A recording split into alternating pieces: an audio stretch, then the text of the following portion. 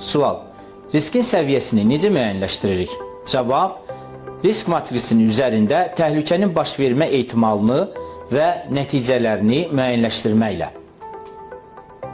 Biz risk matrisini hazırlayarkən 3, 4 və ya 5 sütundan istifadə edirik. Və burada biz 5 ehtimal və eyni zamanda təhlükənin ağırlıq dərəcəsini də 5 qeyd edirik. Və təhlükənin ağırlıq dərəcəsini sizlərə bildirirəm. Zədəsiz, yüngül zədə, tibbi zədə, böyük zədə və ölüm. Və həmçinin burada biz ehtimallara da diqqət yetirməyimiz lazımdır. 1. Çox ehtimal edilir. 2. Ehtimal edilir. 3. Güman edilir. 4.